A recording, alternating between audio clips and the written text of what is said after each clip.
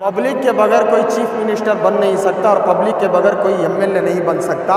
Public मेरे पीछे खड़ी है तो मैन पावर हमारे पास है, चीफ मिनिस्टर के पास नहीं। इलेक्शन होने वाला है।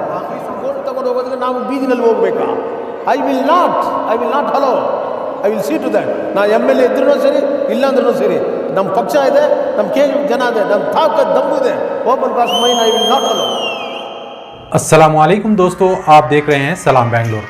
रियासत कर्नाटक में 2023 इलेक्शन को लेकर तमाम पार्टियां उरूज पर नजर आ रही हैं। इसी तरह केजीएफ का जब हमने दौरा किया तो जेडीएस से जुड़े जियो ग्रुप के मालिक अहमद अली बेग ने ऐलान किया आरपीआई के एक्स एमएलए राजेंद्रन को सपोर्ट करेंगे। अगर राजेंद्रन इख्तिदार में आएंगे तो यहाँ शराब नोशी तमाम ख़त्म हो जाएगा। और ये भी बताया कि जो माइनॉरिटीज़ के वोट 50 से 60% को रुक जाते हैं, आइंदा आने वाले इंतखाबात में वो अपनी तरफ से 90 से 99% करने का इरादा भी किया। मज़ीद तफसीलात उन्हीं की ज़ुबानी जानते हैं।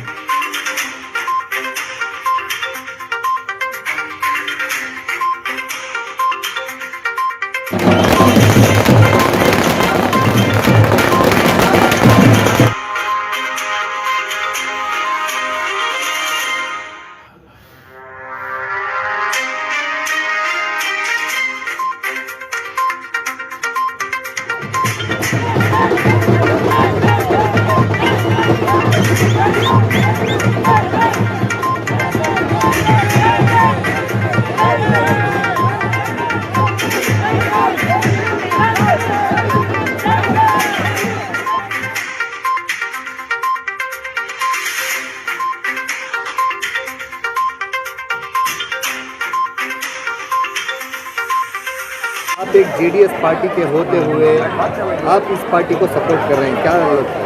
देखिए, कभी मैं आकर जेडीएस कांग्रेस पार्टी का नाम मैंने नहीं लिया मेरे मुंह से।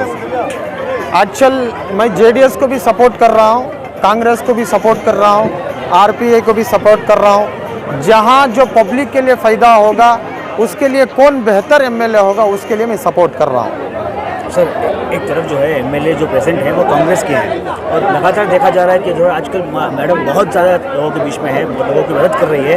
तो आपको लगता है कि इंडियन नेशनल पार्टी के लोग जो है, देखिए 2 मरतबा एमएलए थे यशराज चंद्रन, 2 मरतबा एमएलए थे और अच्छा अल्हम्दुलिल्लाह कुमारस्वामी हो या सिद्धरामैया हो और पूरे बेंगलुरु के जितने भी पॉलिटिक्स आदमी हैं यशराज चंद्रन को जानते हैं और वो अच्छा फाइट कर रहा था कि भाई किस तरह इस शहर को डेवलपमेंट करना। ये नहीं कि इंडिपेंडेंट। और आरपीआई जो एक पार्टी है वो ऑल ओवर इंडिया की एक जो अंबेडकर साहब की एक पार्टी है, उसके एक प्रेसिडेंट है। इंशाल्लाह इस मरतबा जो रुझान है केजीएफ का सारे लोगों को, क्योंकि गांव का बच्चा है यशराज चंद्रन, गाँव में पैदा हुए बड़े हुए, इसलिए सारे गाँव का रुझान और इस मरतबा यशराजन को लाए तो पहले जैसा केजीएफ था उस तरह केजीएफ होगा कर एक उम्मीद है। इसलिए मैं भी इस गांव में जब पला बड़ा हुआ हूं, जिस धरती पर जिस स्टेज पर मैं बोल रहा हूं, यहाँ पर भी मेरा भी हक है कि मैं इस गांव से बड़ा पला आगे बढ़ा, तो मुझे भी बोलने का हक है। इसलिए मैं इस मरतबा यशराजन कर रहा हूँ। अल्हम्दुलिल्लाह आपने देख रहा कि इतनी सारी पब्लिक सिर्फ मेरे और यशराजन के आने की वजह से मोहब्बत में जुड़ी हुई। सर आपने अपने एक स्टेटमेंट में कहा कि मिस रूपा जो है अपने रूप बदल रही है, ये किस बेसिस पे आपने कहा? देखिए भाई, जब इलेक्शन आया उस वक्त केजीएफ को डेवलपमेंट करना था, रोडों की सहूलियात करना था, लोग जो आते जाते हैं उस वक्त की सहूलियात करना था, पिंचनों की उस वक्त सहूलियात करना था। इलेक्शन के नज़दीक रोडें पड़ रही हैं, हर चीज़ जगह इलेक्शन के नज़दीक रोडें पड़ रही हैं। इलेक्शन के नज़दीक किसी ने एडवाड़ी को भेज दिया, कोई देवल को मंदिर को भेज रहा है, कोई क्रिश्चियन को भेज, मतलब कि एक चर्च को भेज रहा है। ये सिर्फ एक इलेक्शन आने के वक्त इनके काम शुरू हो रहे हैं। तो इससे पहले 4 साल कहाँ थे ये लोग? तो इसलिए सर आप जेडीएस से जुड़े हैं, यहाँ राजेंद्रन को सपोर्ट कर रहे हैं, क्या जेडीएस में इनके लिए कुछ बातचीत? देखिए, जेडीएस केजीएफ के मामले में जेडीएस से मुझे कोई बातचीत नहीं है। कोई हाई कमान ने भी मुझे नहीं कहा कि तुम जाकर सपोर्ट करो। लेकिन वो जो जेडीएस का जिसको भी एमएलए सीट कुमारस्वामी जी दिए हैं, मैं कहता हूँ वो केजीएफ के लिए एक नया चेहरा है। इससे पहले बख्तावचलम 2 मरतबा जेडीएस के एमएलए थे, 2 मरतबा भी वो कई वोटों से हारे, जिसमें हम भी मेहनत करे थे। इस वजह से मैं कहता हूँ कि जेडीएस को खड़ाना इस वक्त मुनासिब नहीं है। क्योंकि एस राजेंद्र ने खुद कहा कि अगर मैं जीतता हूं तो जेडीएस को अलग दूंगा। तो सर आपने कहा अपनी स्पीच में, आप ओपन कह रहे हैं कि आप यहाँ पर जेडीएस को सपोर्ट नहीं करेंगे। हाँ, मैं तो कह रहा हूँ कि क्योंकि मेरा हक है, हर एक इंसान का हक होता है, उसको बोलने का वोट का अधिकार है, हक है। ये मेरा शहर है, मेरा इख्तियार है और मेरे अवाम, मेरे पड़ोस का इख्तियार है कि किसको वोट करे।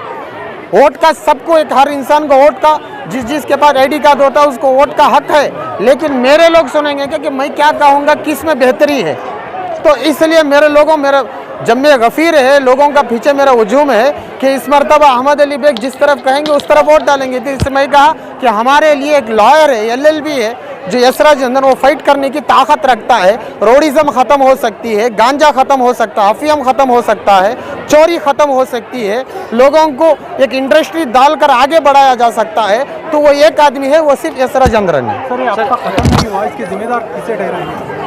ये हफ्ता ख़त्म नहीं हुआ है, जो आपने कहा गांजा अफीम जो भी हो, इसको जिम्मेदार किसे ठहराएंगे सर? देखिए, इसके जिम्मेदार सबसे पहली चीज़ क्या है, हर अपने माँ बाप को अपने बच्चों के बारे में फ़िक्र करना चाहिए। इसकी जिम्मेदार असल वजह देखें कि फंड ना होने की वजह से, परेशानी आने की वजह से। कोई MLA के पास जाके हेल्प पूछे, अगर वो कोई आया 1000-1500 दे के भेज देता है। बड़े बड़े लोग कर्जों में डूबे हुए, वो बच्चे क्या होंगे, नशे की तरफ दौड़ते हैं, गलत की तरफ दौड़ते हैं, चोरी की तरफ दौड़ते हैं। अगर एक अच्छा MLA अगर इस जगह रहे, कानून को भी साथ में लेकर और अच्छे तरीके से आगे लेकर चलेगा, और इंशाल्लाह बच्चे आगे चोरी करने से या गलत चीज़ों की तरफ रुझान करने से बेहतर होता है कि बचकर वो आगे बढ़े। सर एक आखिरी सवाल आपका। सर आज जो है आप अपनी पार्टी के उम्मीदवार को छोड़कर जो है दूसरी पार्टी के उम्मीदवार को भाई, सपोर्ट मैंने कर रहे हैं। कहा कोलार डिस्ट्रिक्ट के अंदर, डिस्ट्रिक्ट से जुड़ा हुआ हूँ मैं। 1000 मरतबा मीडिया के सामने खड़ा हूँ। अगर आप किसी मैं कह रहा हूँ 1000 मरतबा मैं कहा हूँ, कोलार मेरी पैदाइश है, केजब मेरा पलना बड़ा है, मालूर मेरे वालिद साहब का है, मुलबागल के अंदर पढ़ा हूँ, श्रीनिवासपुर के अंदर बहुत से मेरे ताजिर लोग रहते हैं, बंगारपेट से, हर डिस्ट्रिक्ट से जुड़ा हूँ। मेरा डिस्ट्रिक्ट है, मैं सोचूंगा कि डिस्ट्रिक्ट में किसको क्या सपोर्ट करूँ। अब जो आप बोल रहे हो कि भाई आप एक जेडीएस के कैंडिडेट होकर तो पार्टी छोड़कर, मैं इसके अंदर मतलब कि कोलार के अंदर जेडीएस को सपोर्ट कर रहा हूँ, मालूर के अंदर कांग्रेस को सपोर्ट कर रहा हूँ, मुलबागल के अंदर कांग्रेस को सपोर्ट कर रहा हूँ। अगर इसके अंदर भी अगर कोई गलत निकले, चाहे कोई भी पार्टी वाला हो, उस पार्टी को छोड़कर मैं सही का साथ देने के लिए तैयार हूँ। सर अगर आपके हाई कमांड से आपको ऑर्डर आया कि आप ये नहीं कर सकते, तो आपका स्टैंड क्या रहेगा? मतलब अगर आपकी पार्टी से CM इब्राहिम हो या कुमार स्वामी ने आपको कहा कि पब्लिक के बगैर कोई चीफ मिनिस्टर बन नहीं सकता और पब्लिक के बगैर कोई MLA नहीं बन सकता। पब्लिक मेरे पीछे खड़ी है, तो मैन पावर हमारे पास है, चीफ मिनिस्टर के पास नहीं। इलेक्शन होने वाला है। सर आखिरी सवाल सर, माइनॉरिटी वोट्स हमारे आखिरी इलेक्शन के टाइम वोटिंग परसेंटेज बहुत कम होती है माइनॉरिटीज़ की, इसके लिए आपकी इंशाल्लाह इस मरतबा, जो पिछले मरतबा 60-55% वोटिंग परसेंट होती थी, इंशाल्लाह इस मरतबा हम कोशिश करेंगे 90-95% वोटिंग कराने की, ताकि वोट का अधिकार हर एक मुसलमान, हिंदू भाई, क्रिश्चियन भाई सबको है। हम बोलना चाहेंगे इस मरतबा, हम आगाह करेंगे हमारा वोट क्या पावर रखता है, हमारा वोट की वैल्यू क्या है। इंशाल्लाह इस मरतबा आवाम को बताएंगे और आगे ले जाकर वोट डलाने की कोशिश करेंगे। ನೀವು ರಿಪಬ್ಲಿಕನ್ ಪಾರ್ಟಿ ಆಫ್ ಇಂಡಿಯಾ ಏನು ಅನ್ಸುತ್ತೆ, ಒಂದು ನ್ಯಾಷನಲ್ ಪಾರ್ಟಿಯಿಂದ ಒಂದು MLA ಕ್ಯಾಂಡಿಡೇಟ್ ಇದ್ದಾರೆ, ಅವ್ರ ಅಗೇನ್ಸ್ಟ್ ನೀವು ಫೈಟ್ ಮಾಡೋಕ್ಕಾಗತ್ತೆ, ಹೆಂಗಿದೆ? ಅವ್ರ ಮುಂದೆ ನಾನು MLA ಆಗಿರೋದು, ಯಾರ ಮುಂದೆ? ಅವ್ರ ಮುಂದೆ ನಾನು MLA ಆಗಿರೋದು. ಆವತ್ತು national republic party of India ನಾನು general secretary, RS Gavai was president. ಅವರು ನ್ಯಾಷನಲ್ ಪಾರ್ಟಿನಲ್ಲಿ ಇದ್ದರೆ ನಾನು ನ್ಯಾಷನಲ್ ಪಾರ್ಟಿ ಇದ್ದಾನೆ. ಅವ್ರ ಹತ್ರ ದುಡ್ಡಿದೆ, ನನ್ನ ಹತ್ರ ದುಡ್ಡಿಲ್ಲ, ಅಷ್ಟೇ.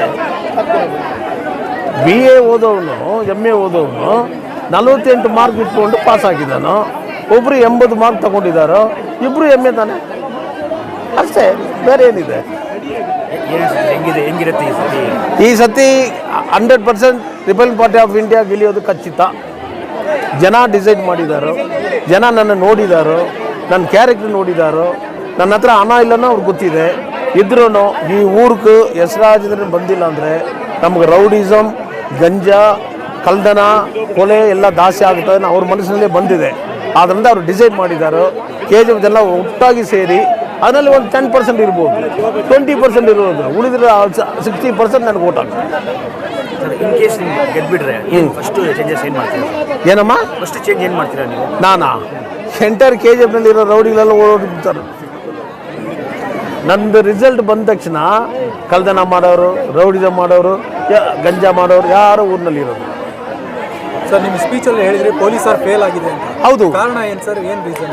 ಪೊಲೀಸ್ ಅವರು ಕಂಡು ಹಿಡಿಯೋಕೆ ಹೋಗ್ತಾರೋ, ಕಂಡು ಹಿಡಿತಾರೋ, ಸಂಪಿ ಕಡೆಯಿಂದ ಫೋನ್ ಬರುತ್ತೆ, MLA ಕಡೆಯಿಂದ ಫೋನ್ ಬರುತ್ತೆ, ಅವ್ರು ನಮ್ಮವರು ಅವ್ರು ಹೆಂಗೆ ಕೆಲಸ ಮಾಡೋಕ್ಕಾಗುತ್ತೆ? ಹೆಂಗೆ ಕೆಲಸ ಮಾಡೋಕ್ಕಾಗುತ್ತೆ? ಏನು ಮಾಡಬೇಕು ಪೊಲೀಸವರು? ಕಲ್ಲ ಅವನು ಕಂಡು ಹಿಡಿದಿರಿ, ಎತ್ತು ಒಳಗಡೆ ಹಾಕ್ರಿ, ಕೇಸ್ ಬುಕ್ ಮಾಡಿ ಹೇಳ್ಬೇಕಿಲ್ವಾ? ಇವ್ರು ಹೇಳೋದಿಲ್ವೇ? ಇವ್ರಿಗೆ ಸಪೋರ್ಟ್ ಬೇಕಿಲ್ವಾ? ಸೊ MLA ಕಡೆಯಿಂದ ಇಲ್ಲಿಗಲ್ 100% ಅವನೇ ಒಂದು ಇಲ್ಲೀಗಲ್ಲು. ಜೈಲಿಗೆ ಹೋಗಿ ಬಂದಿರೋನೇನು ಇಲ್ಲೀಗಲ್ಲ. ಏನೋ ಅಕಸ್ಮಾತ್ ಅವ್ನು ಓಟ್ ಸಿಗಿದೆ ಅಷ್ಟೇ. But is A culprit.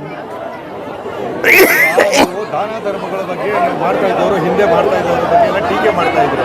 ಈಗ ನೀವೂ ದಾನ ಧರ್ಮ ಮಾಡಿ, ದಾನ ತಗೊಳ್ಳಿ ಆದರೆ ನನಗೆ ಓಟ್ ನನಗೆ ಹಾಕಿ ಅಂತ ಹೇಳಿದ್ದೀರಾ.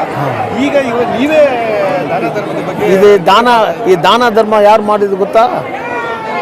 ಇಸ್ಲಾಮಿಕ್ ಜನ, ಇವರು ದಾನ ಧರ್ಮ ಮಾಡ್ತಾ ಇರೋದು.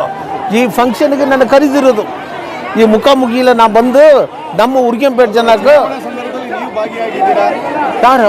ಚುನಾವಣಾ ಪೀರಿಯಡ್ ಇದು, ನಾನು ಅನುಕೂಲ ಆಗುತ್ತೆ. ನಾನು ಈಗ ಕೊಟ್ಟಿದ್ದಿಲ್ಲ, ಇವ್ರು ಮಾರಿ ನಾನು ಕೊಟ್ಟಿದ್ದು ಫಸ್ಟ್ ದೊಡ್ಡ ಸ್ಟೀಲ್ ಬಿಂದಿಗೆ.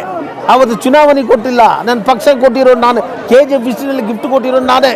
ಆಮೇಲೆ ತೂಕು ಕೊಟ್ಟರು ಅಶೋಕನಿಗೆ ಬಂದಿರೋ ಟೈಮ್ನಲ್ಲಿ ಎಲ್ಲ ಬಿರಿಯಾನಿ ಪ್ಯಾಕ್ ಮಾಡಿ ಕೊಟ್ಟಿದ್ವಿ. ಆಮೇಲೆ ದೊಡ್ಡ ಇದು ಕೊಟ್ಟಿದ್ವಿ, ಅನ್ನ ಕೂಡ ಕೊಟ್ಟಿದ್ದಾನಾ? ನೋಡಿದ್ರಾ ಇಲ್ವಾ? ಕೇಳಿ ಜನನಾಗೆಲ್ಲ ನೋಡಿದ್ರಾ ಇಲ್ವಾ? ಫಸ್ಟ್ ಗಿಫ್ಟ್ ಕೊಟ್ಟಿದ್ದೆ ನಾನು, ಅದು ಚುನಾವಣೆಗೋಸ್ಕರ ಅಲ್ಲ, ಅವ್ರ ಮೇಲೆ ಇರೋ ಪ್ರೀತಿಗೆ. ಇವ್ರು ಕೊಟ್ಕೊಂಡಿರೋದು ಚುನಾವಣೆಗೋಸ್ಕರ.